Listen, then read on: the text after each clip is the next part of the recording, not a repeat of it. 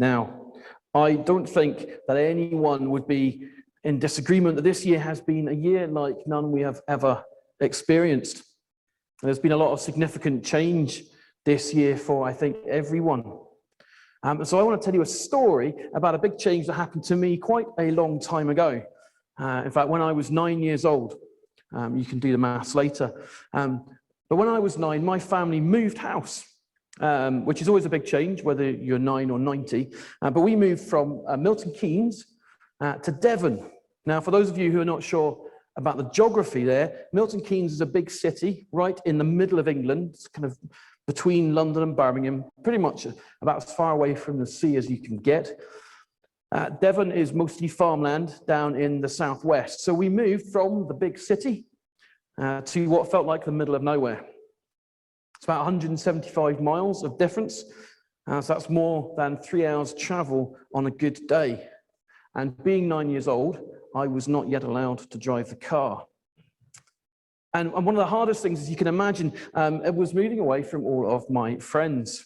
Now, bear in mind, this was before the days of Zoom. In fact, it was before the days of Skype, before the days of mobile phones, before the days even really of email for most people. It was so far back that they actually charged you money to make a phone call that distance. I don't know if you can imagine that. None of these kind of free evening and weekend calls, none of that business. Forget about international phone call. Phoning 175 miles for an hour would have cost you too much, at least according to my parents.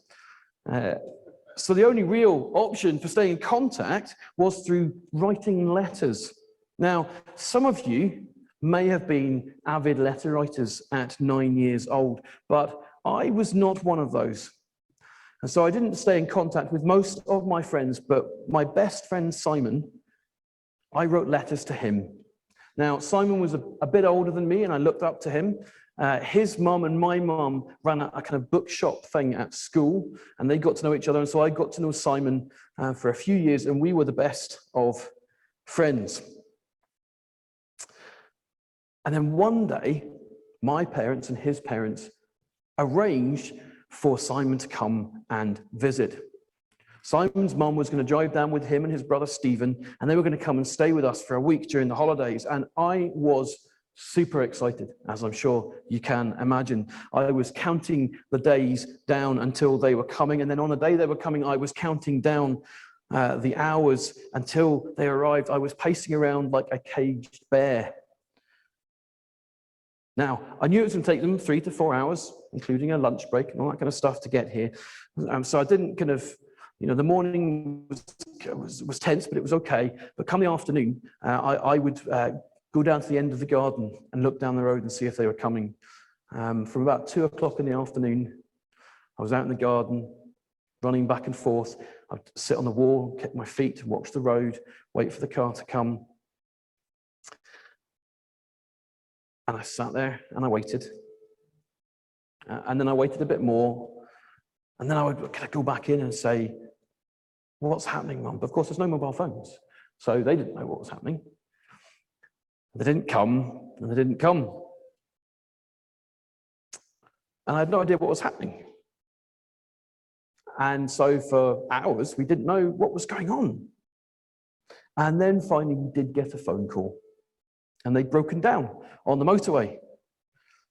So their car had been loaded onto the back of a lorry, and the lorry was going to drop them and their car at the nearest dealership. Now, did I mention that Devon was in the middle of nowhere?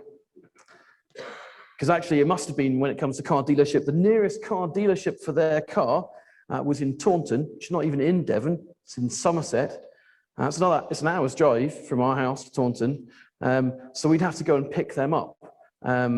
I think these days you would probably get a slightly better kind of care when it comes to your breakdown, but in those days that's what happened. And so we drove off to Taunton to pick them up, at which point it was the middle of the night and I was high as a kite. And we got to spend a wonderful week of the holidays, me and Simon and his brother kind of hanging about, playing games out in the garden. We went on trips. Pretty sure that it was this year we got to go to a local fair, and there were rides and candy floss and all this. It was fantastic. And then, of course, the holiday ends. and they had to go and collect their car, and they had to drive home, and it was back to writing letters. Now, I am sure that you can imagine the kind of emotional roller coaster that was for a 9-year-old boy. But when you compare it to what Jesus' best friends had to be dealing with during the days of his death and resurrection, I think it's probably less of a roller coaster and more like one of those little rides that kind of goes around in a circle and a little bit of undulation, maybe sitting in a teacup or a plastic train that toddlers go on. Not really much of a roller coaster compared to what they were going through. They'd been through Good Friday, the unexpected kind of pain and sadness of Jesus being arrested and executed. And then they'd had Easter Sunday, which is the even more unexpected joy of Jesus being risen from the dead. And now, 40 days later, it's time for Jesus to head home again.